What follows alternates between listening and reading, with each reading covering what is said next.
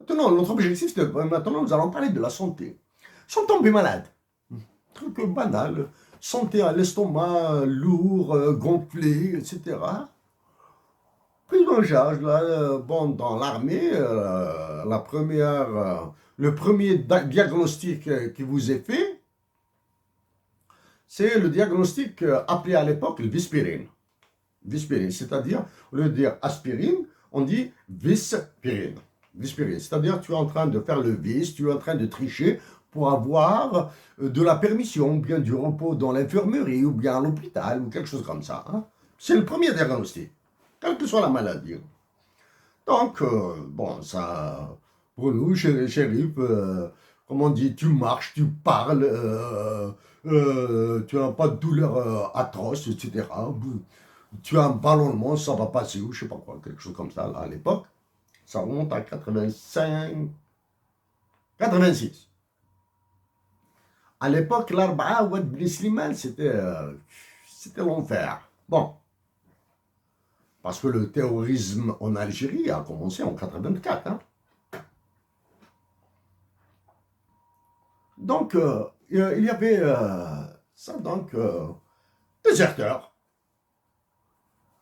De déserteurs, il fallait passer à l'hôpital. La situation s'était un peu aggravée. Il fallait passer à l'hôpital Maillot à Bab el Oued. La prise en charge des malades. Parlons maintenant de la prise en charge des malades. Hein. Mais, portail, premier filtre. On appelle ça, en théorie, on appelle ça un premier filtre. Monsieur, je suis malade, je veux une consultation, etc. Non, pas monsieur, c'était un militaire à militaire. Militaire à militaire. Comme ça, ah non, malade, il faut que tu aies un papier, il faut que tu sois évacué par ambulance à partir de ton unité de stationnement, de ton unité de travail.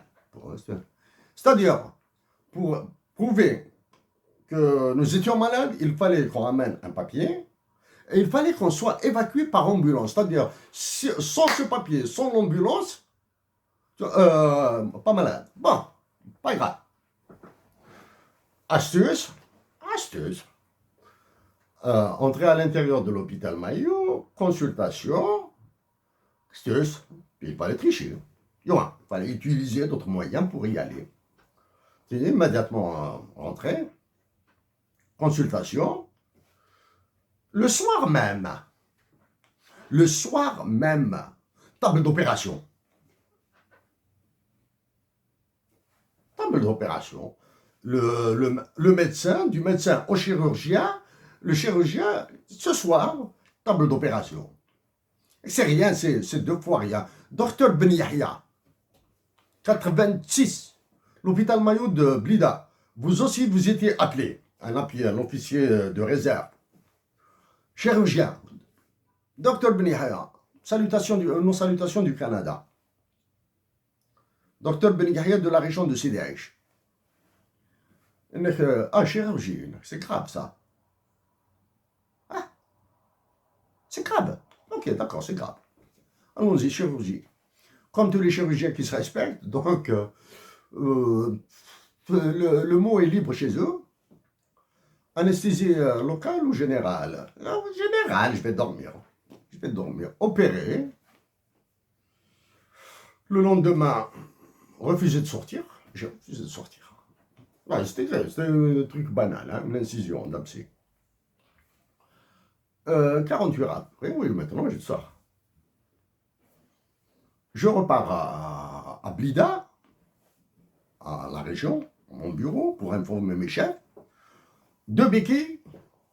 Bonjour tout le monde. Ça va? Quoi? Qu'est-ce qui s'est passé? J'ai subi en intervention chirurgicale.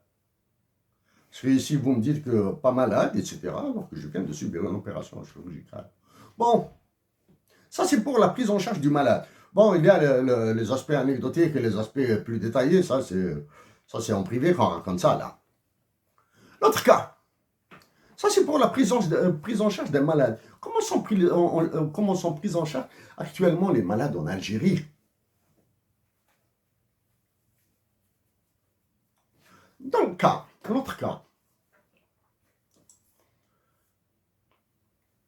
l'enfant d'un ami était très, très malade depuis sa naissance. Soigné en Algérie, le traitement était stérile, la maladie était là, le problème était là. Tous les médecins, du moins, toutes les consultations recommandées ont été faites par cet ami pour son enfant, toutes les radios, tous les scanners, tout le baratin, tout le petit quanti a été fait. Rien. Aucun diagnostic, aucun traitement n'a été positif. Le diagnostic il a été localisé. Lors de ses déplacements en France, cet ami prenait son enfant avec lui. En France. Il l'a présenté devant les hôpitaux parisiens. Nous disons bien les hôpitaux parisiens. Monsieur, c'est un cas hyper grave. Et cet enfant est inopérable avant l'âge de 18 ans. Disons bien, c'est un cas très grave. C'est une maladie rare, quelque chose comme ça. Et cet enfant est inopérable avant l'âge de 18 ans. Il doit subir une intervention chirurgicale, mais après les 18 ans. Il rentre en Algérie. Voilà. L'enfant continue à souffrir. Il a trouvé des relations. Il a trouvé une relation vers l'hôpital Parné, à Blida. L'hôpital Parné, à Usendé. Il nous a sollicité pour l'accompagner, parler un petit peu arabe, être à côté de lui, etc. Arrivé à l'hôpital Parné, procédure, ceci, cela, etc., en moins d'une semaine, l'enfant a été pris en charge. En moins d'une semaine, l'enfant a été pris en charge par la clinique de chirurgie pédiatrique de l'hôpital Parné. Monsieur, votre enfant va subir une intervention chirurgicale. À l'époque, l'enfant avait 7 ou 8 ans. Va subir l'opération chirurgicale. Nous allons la lui faire. Mais c'est une intervention chirurgicale hautement risquée.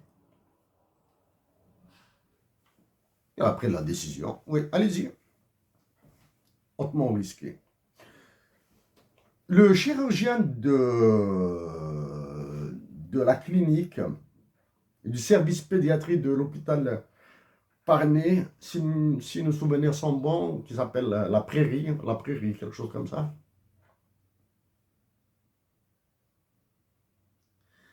C'est le docteur Draoui, je pense. Si ce n'était pas le docteur Draoui, c'est le chirurgien qui travaille dans l'équipe du docteur Draoui. En tout cas, ces deux chirurgiens. Vous avez, bon, c'est en 95, 2005, 2015, 25 ans, 27 ans après, avec notre chapeau, notre considération, notre respect pour ce que vous aviez fait pour cet enfant. Donc, opération chirurgicale qui a duré 5-6 heures. L'intervention chirurgicale terminée, l'enfant sorti du bloc opératoire, salle de réanimation. Nous étions là-bas, nous avions peur. Le chirurgien refusait de nous dire ce qu'il avait fait, le résultat, parce qu'après 6 heures ou 7 heures de chirurgie, on devient fou, là.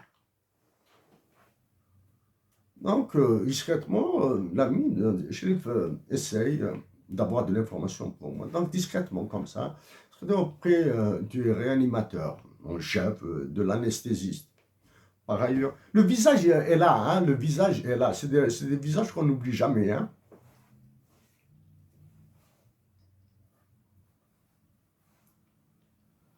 Ah, c'est une question. Une seule question. Est-ce que l'enfant respire? Oui. Merci. Alors, je reviens vers le père de cet enfant.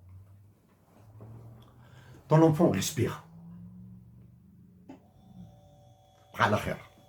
Je l'ai abandonné. Ton enfant respire. Bon, je vais te rappeler, nous sommes rentrés ensemble en Kabylie, bref. Donc un enfant, en 95, un enfant qui a été refusé d'hospitalisation et d'intervention chirurgicale en France, a été soigné en Algérie en moins d'une semaine. Une semaine, 8 jours. Il a été soigné en Algérie. Maintenant, cet enfant actuellement, il fait environ 1,80 m. Il est marié et il a des enfants. Lui-même a des enfants. Il se porte comme un charme. Donc, à travers 2 cas de santé, et le cas de santé d'un général, qui a été envoyé en France, accompagné pour, une fois revenu, il va être mis en prison. Quel est le niveau d'affaissement du système de santé en Algérie? Alors que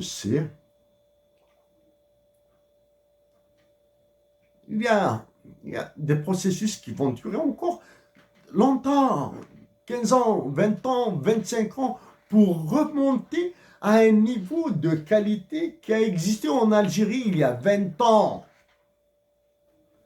Où est-ce que nous mène un état-major caporalisé, une présidence conciergerie, une banque centrale pour crématoire? Chers compatriotes d'Algérie, chers frères et sœurs d'Algérie, résistez dans cette dignité. Résistez avec courage, avec patience. Soyez lucides dans vos actions. Soyez solidaires. Même si les mots que nous venons de dire sont durs vis-à-vis de ceux qui prennent les décisions publiques en Algérie, la dureté doit être d'un niveau supérieur. Mais gardez toujours cette lucidité d'avoir un État fonctionnel, un État debout, avec des ministres, avec des maires, avec des walis, même s'ils ne font absolument rien.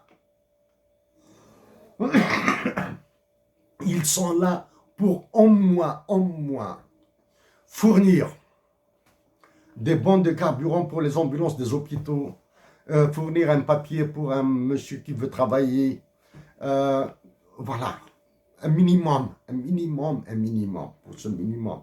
Chers compatriotes d'Algérie, le cœur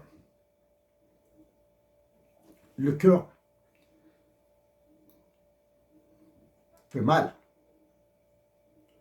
Mais promesse que pour les détenus d'opinion, nous allons, avec lucidité et sagesse, nous allons tenter d'élargir cette brèche, okay, qui s'est ouverte. Une autre fois, nous demandons pardon aux détenus d'avoir participé dans leur maintien en prison. Merci à vous tous. Et à de meilleurs moments.